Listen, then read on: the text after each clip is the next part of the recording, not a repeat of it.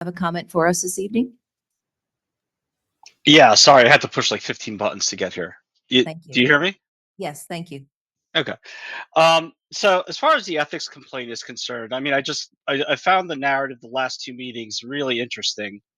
You had a board that funded its own complaint against a fellow board member. They voted to fund their own complaint and then voted for their own defense against the multiple complaints that arose as a result of them doing that. This vote does not stop the ethics complaint from proceeding.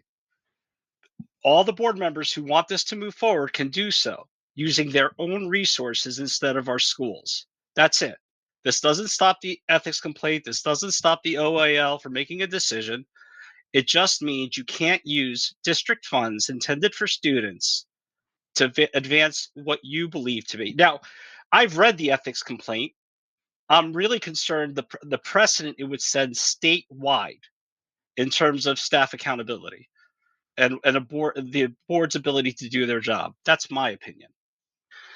Secondly, I support Prism 100%, and I don't agree with Ms. Khanna on parental involvement. I think for that group it's completely inappropriate.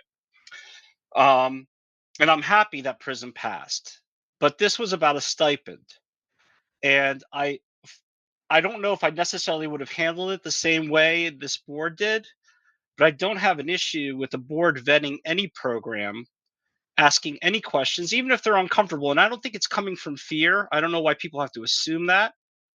I think it can come from a place of curiosity, wanting to know more. It's not a sin or evil to not have all the information. That's why questions are asked. And ultimately, the process worked. We had community members make really great pleads. We had an awesome petition with 700. It was democracy at work. And the board moved forward to pass the club or the stipend. The club would have still existed and the stipend. And I'm glad they did that.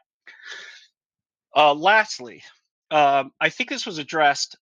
I have a real concern with school officials going through kids' phones for messages. I have no unless there is a compelling reason as to a crime being committed or something like that. I don't know what authority a principal has to go into a kid's personal life or their family's life and look through messages. So I'm glad. I think the board's going to look at that again.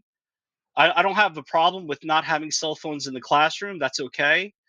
But I mean, again, security theater. We're investing more in police. Now we're empowering administrators to look through phones. And while some of it might be legal, the question we have to ask ourselves is it right? Um, I just think it's an abuse of power to just okay. I'm just going to look through all your messages. So I'm hoping the board reconsiders that, narrows the reasons for that, and respects kids' privacy.